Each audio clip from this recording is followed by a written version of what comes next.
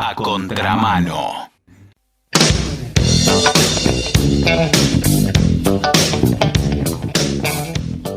Hace poco han llegado noticias de Estados Unidos realmente alarmantes. Parece que hay un grupo comando, y lo digo así adrede, que se llama ICE, que ha matado ya, que yo sepa, que no soy un experto, sí alguien bastante espantado con el tema, pero no un experto, ha matado mínimo 2 personas en condiciones terribles, absolutamente injustas, más allá de sus derechos humanos. Parece que nuestro tierno presidente y gobierno quieren implementarlo acá. Vamos a ver si eso es factible o una de las tantas cosas que dicen porque sí. Nosotros realmente ya confesamos que no sabemos nada, pero vamos a hablar con alguien que sabe por los dos, lejos. Ella es Andrea Acevedo y es justamente abogada del Instituto contra la Discriminación de la Defensoría del Pueblo. Y nos va a contar qué le parece este tema, si es factible la copia acá en Argentina y todo lo que nos quiera enseñar. ¿Cómo te va, Andrea? Simón te saluda. ¿Cómo te va, Simón? Un saludo a todos los oyentes. Bueno, en Estados Unidos realmente lo que debemos poner en atención es ICE está actuando ahora en las redadas como policía migratoria, buscando migrantes para retenerlos por su situación de documentos, por su situación de irregularidad, que allá la denominan directamente ilegalidad. Pero en realidad esas 2 personas fallecidas en protestas, en redadas de ICE, se las tenemos que sumar a los más de 30 personas que han fallecido en custodia de ICE. Porque en otros operativos donde ICE desde que asumió Trump ha estado incurriendo en los hogares, en las escuelas, en las calles, en los trabajos, y se llevan a migrantes que han quedado retenidos, han ocurrido ya más muertes, muchas más de 30 para el año 2025. Una locura. Ya 2 era gravísimo. Si hablamos de 30, toma un cariz completamente diferente. Sí, totalmente. Y habla de una estructura que está avalada, ¿no? Por lo institucional, por la sociedad misma que lo vio pasar. Como te digo, en solo 2025 contar con esa cantidad de fallecimientos en los centros de detención de ICE. ¿Qué fue? ¿Por torturas? En algunos casos sí, en otros ha sido directamente por la forma como son llevados desde el momento de la captura. Algunas organizaciones han denunciado que tiene que ver con la falta de ingresos de alimentos, con enfermedades. Quizás el gran público todavía tiene a Estados Unidos como la reserva moral de la democracia. Los que sabemos un poco más, sabemos que Guantánamo estaba llena de supuestos terroristas que no tenían ningún tipo de proceso. Así que digo, hace rato que Estados Unidos hace bestialidades. Sí, lo que amplía un poco más el panorama es considerar que ICE no es una policía creada por Trump. No, de hecho no es en sí una policía exclusivamente migratoria, tiene su lado de policía de aduana, y que tiene sus orígenes en el año 2003, cuando Estados Unidos modifica toda su política de seguridad nacional.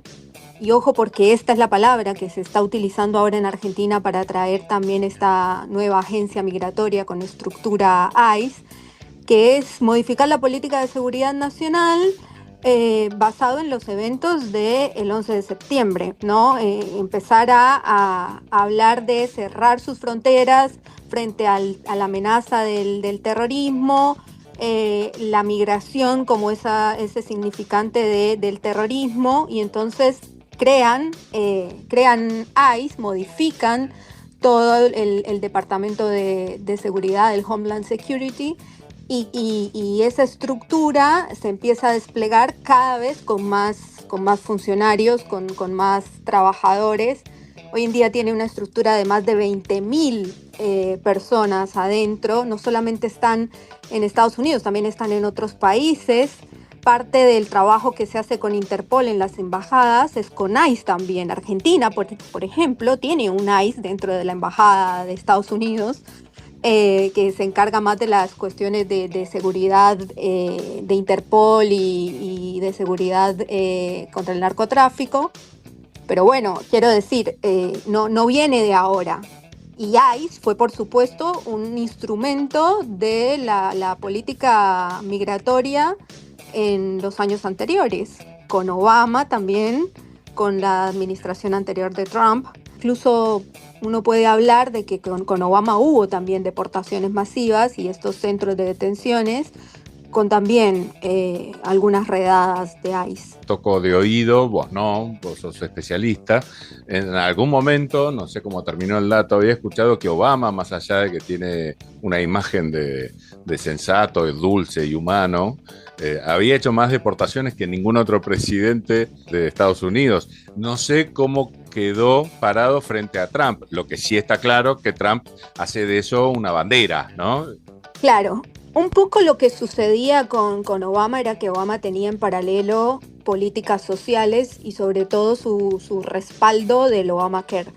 Entonces había como una manera de decir, bueno, las familias están en este problema porque muchos tienen miembros irregulares.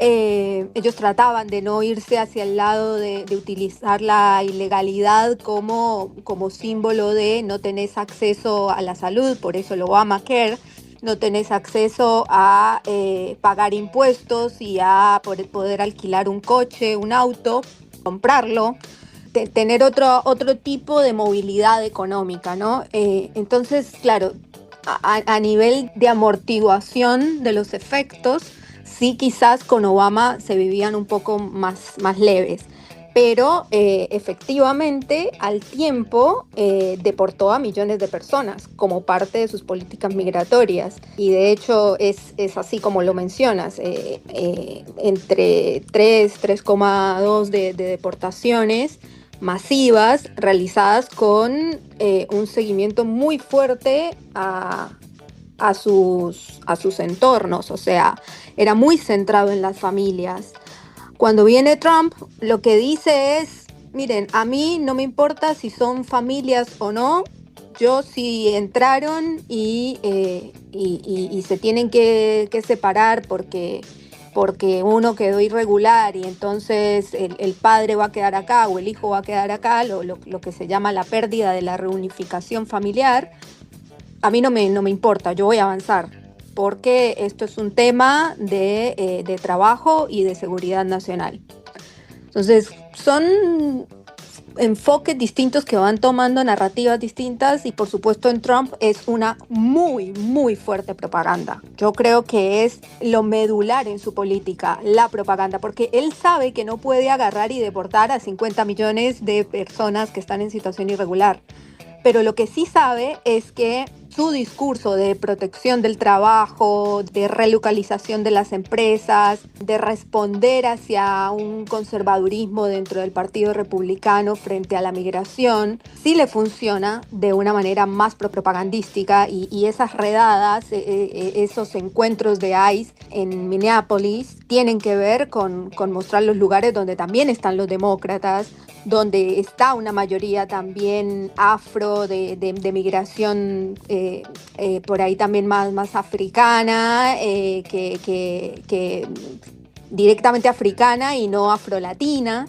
Entonces, sí, es una política de propaganda que se amplía y va cruzando los horizontes para que el reclamo, la protesta no se compacte, ¿no? Después uno ve movilizaciones fuertes como la de Nueva York y se quedaría pensando que le hace como una contracara, pero la realidad es que en Estados Unidos los republicanos, los seguidores, la gente que votó a Trump está muy compactada con su política. Para vos que estás escuchando, no es el motivo de la charla, pero Andrea hablaba del Obamacare. Si vos querés saber cómo es la situación o cómo era, no la tengo actualizada, la situación del sistema de salud en Estados Unidos, que está recontra lejos de ser brillante, ni nada que se le parezca, mirá la película de Michael Moore que se llama Psycho. Ujú, ujú. Con suerte la tenés en YouTube, la verdad que no lo sé, pero mirala y vas a ver cómo muchas veces la prensa inventa situaciones que después en la realidad no pasan. Bueno, volviendo a nuestro tema, sí, lo que me imagino que está haciendo Trump, hizo Trump y quiere hacer nuestro tierno presidente Milei es usar como cuco a los extranjeros como para jugar con el nosotros y ellos, ¿no? Y se ve eso, y no es nuevo, es parte de una política siempre de desintegración, quizás huecos, vacíos de la cohesión social de un país, y sobre todo en la pérdida de cohesión social a partir del trabajo, a partir de las estructuras que sostienen al trabajo, a los derechos laborales, y ahí entra muy fácil el discurso antimigrante, el discurso antiforáneo, porque Sí, lamentablemente yo creo que se apoya mucho en el consenso de la gente, a la gente le gusta mucho pelearse con pares, le gusta mucho encontrar culpables y es muy mala juzgando a sus dirigentes, ¿no? Es más fácil pensar que un extranjero me saca la atención en mis hospitales que pensar que mis dirigentes le sacan presupuesto todo el tiempo. Aparte, alguna vez habíamos hecho un análisis exacto de cuántos extranjeros usaban el hospital público y eran realmente muy pocos, o la cantidad de presos extranjeros. Pero bueno, lamentablemente a la gente le encanta buscar chivos expiatorios. sí, la gente, no sé, o sea, quizás lo veo mucho más desde un lado estructural donde se construye el discurso, donde se construyen esas narrativas y son funcionales a una desintegración del trabajo, porque al capital le conviene que las personas estén divididas, que las personas trabajadoras básicamente estemos divididas, que no tengamos un discurso respecto de la seguridad, la higiene, los derechos laborales, todo lo que hace a la cohesión social del trabajo. Creo que el discurso cala cuando más problemas hay económicos, desintegrando al trabajo, desintegrando al trabajador como fuerza de trabajo en la estructura social. ¿Qué porcentajes de extranjeros hay en la Argentina, Andrea? El porcentaje realmente desde hace muchos años no cambia, no se modifica de ser 4,3, 4,4. Nunca ha llegado a superar migraciones masivas que se sabe que Argentina supo tener. Y esto nosotros lo mostramos también como una forma de integrar tanto la migración como la emigración. Es decir, el porcentaje de migrantes que entran siempre se condensa con el porcentaje de argentinos o personas con residencia argentina que egresan del país. Así que es constante desde hace años ese porcentaje. Ah, mira. Sí, sí, sí. Es tan constante la venida como la ida de los argentinos, ¿no? Que salen despavoridos. Eso sí, totalmente. Claro, y no hay ese fenómeno migratorio masivo que sí se medía con las migraciones europeas atraídas, por supuesto, por un proyecto político estructural de migración. Totalmente. Y entonces, a ver, repasemos, empecemos a mirar el proyecto del gobierno argentino. Primero, ¿en qué consiste? Segundo, ¿qué asidero tiene si hay tan poca gente? ¿Y en qué consiste? Yo no puedo hablar ni siquiera en términos migratorios. Me gustaría que se tratara realmente de hacerse responsable como una política de Estado de todos los problemas que manifiestan alrededor de modificar o de hablarle a la sociedad respecto de una política migratoria. Ellos mencionan el narcotráfico, mencionan la seguridad nacional a nivel de Estados Unidos, mencionan la migración desordenada, mencionan el reemplazo del trabajo. Argentina, el trabajo debe ser para los argentinos, mencionan invasiones del espacio público, el estudio la educación y la salud como parte de esa problemática donde los migrantes vendríamos a usar los servicios de las ciudades o nacionales. Y yo quisiera que se tratara de eso, de discutir todo eso, porque entonces eso implica ponernos en cifras. Y ponernos en cifras implica ver si al gobierno le conviene más un migrante con regularidad migratoria, que pague impuestos, que sea visible en los datos, con el que puedan calcular su política social, con el que puedan calcular su política tributaria. Pero si al cambio de eso lo que tenemos es una propaganda de cuántos deportan y de cuántos deportan por irregularidad migratoria, en paralelo a mostrar cuántas personas se extraditan, y hablando también del narcotráfico, pero sin dar cifras, sin mostrar dónde está la participación de la comunidad migrante en los conflictos con la ley penal, en los conflictos con el espacio público, en el uso de los hospitales y de las universidades. Creo que no es serio y no le conviene a nadie, porque pueden empezar por los migrantes, pero ese discurso llevado hacia una enarbolación mayor de prejuicios termina calando no en el migrante, termina calando en los trabajadores, en los hijos de los trabajadores que usan la universidad pública, en los trabajadores que usan los hospitales. Entonces, ¿en qué consiste? Y yo creo que es en una política de no hacerse responsable de la problemática económica de Argentina, de no hacer lugar a los reclamos que empiezan a tener los jubilados, que empiezan a tener los estudiantes, los trabajadores, y responderles únicamente con el miedo hacia lo exterior. Lo foráneo es lo que te está robando todos esos derechos.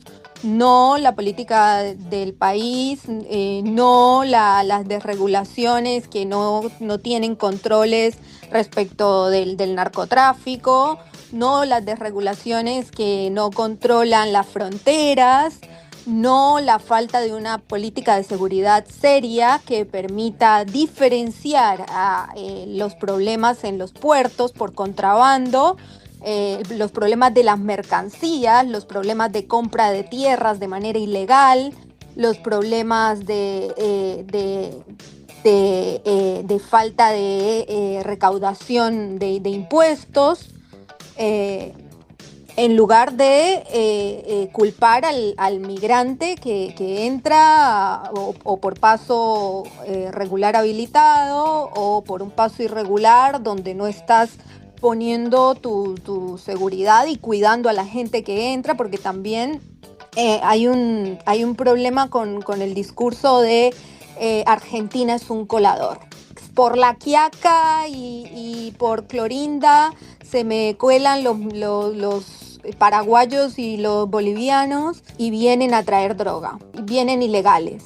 Y la realidad es que a la ilegalidad misma, a cualquier tipo de organización, porque hay que hablarlo en términos de organización criminal, les conviene tener una persona irregular hasta cierto momento, ¿sí? Y se cuelan esas bandas en donde menos vos estás cuidando las fronteras, porque son las que se van a meter en la impresión de documentación falsa, son las que van a querer que extorsionen a los migrantes prometiéndoles trabajo en una chacra y después andás a ver a dónde fue.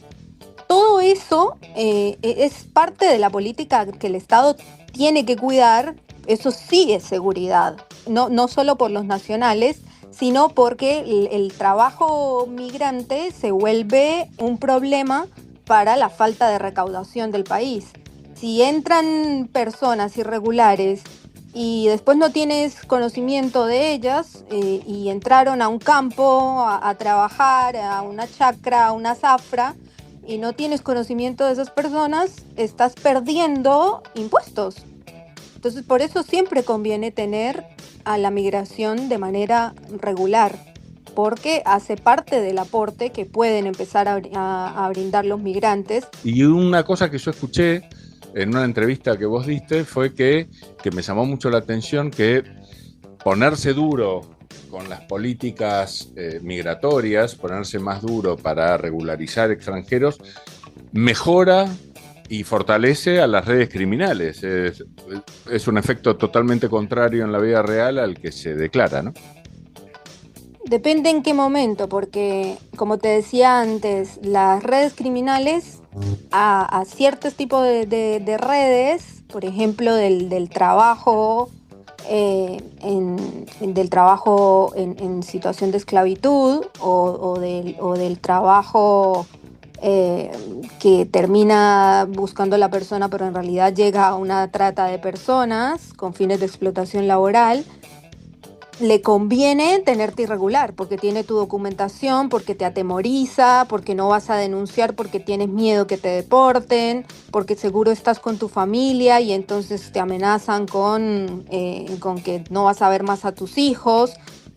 Son cosas muy, muy ocultas para, lamentablemente, la discusión del imaginario colectivo, porque no ven la realidad de los talleres textiles, de los campos, de las zafras, de las quintas, de las quintas donde se cultiva la verdura. Y ahí hay una situación que conviene para la irregularidad migratoria.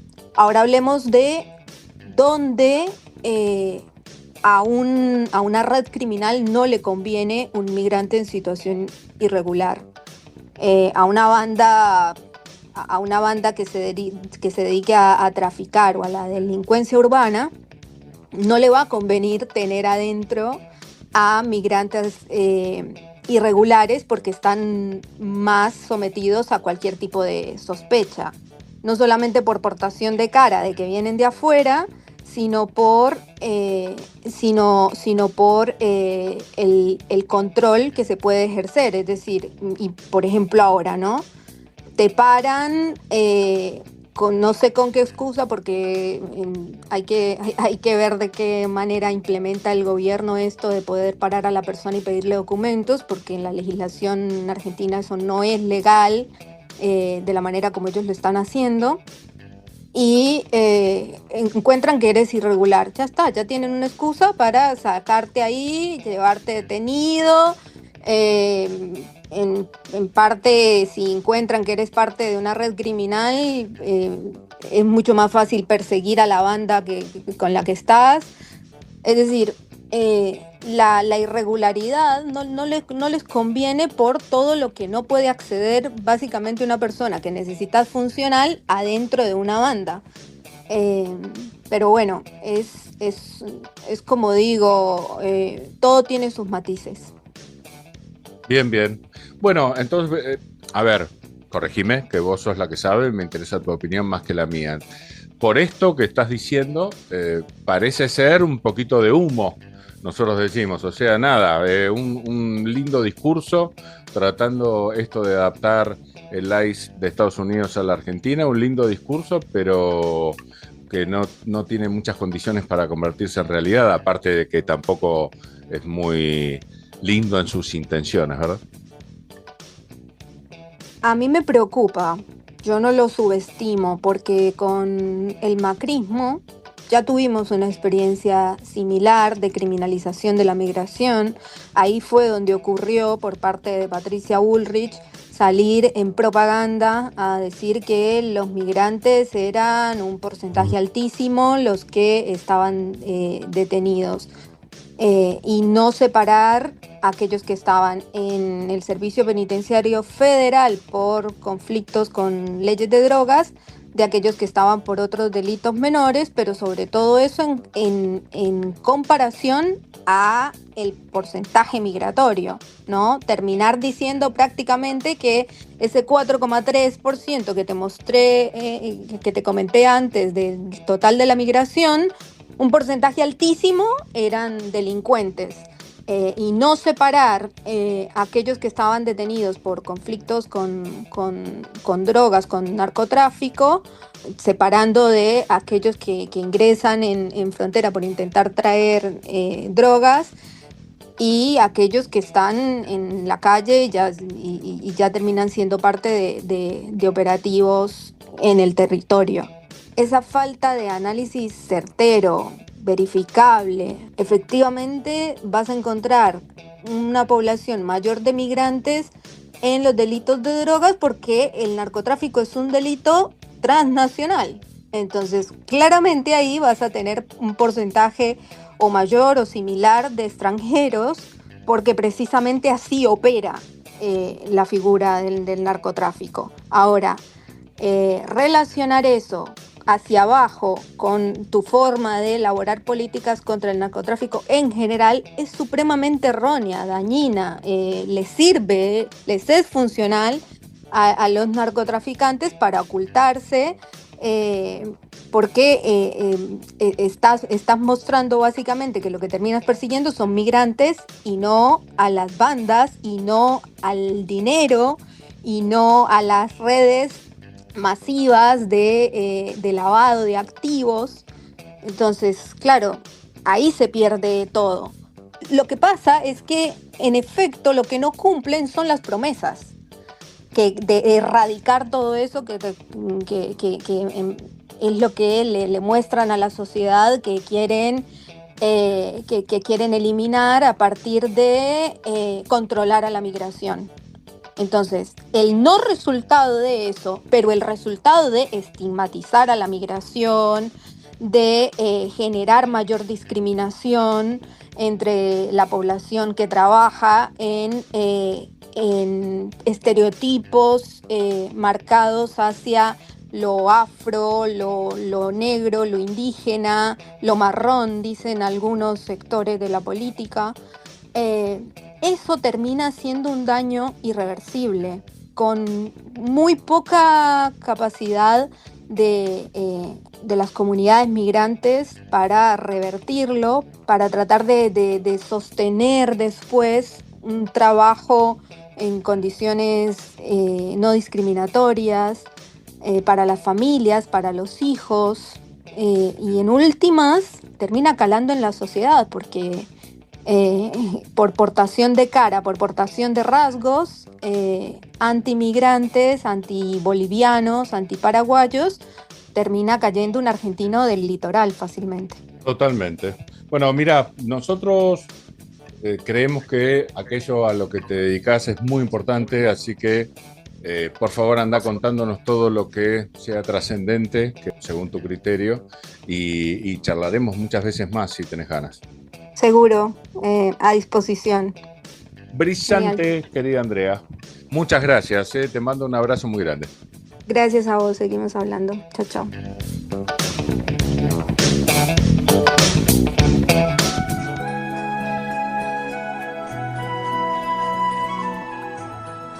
Periodismo a contramano. El gomón que nos salvará cuando este Titanic se hunda.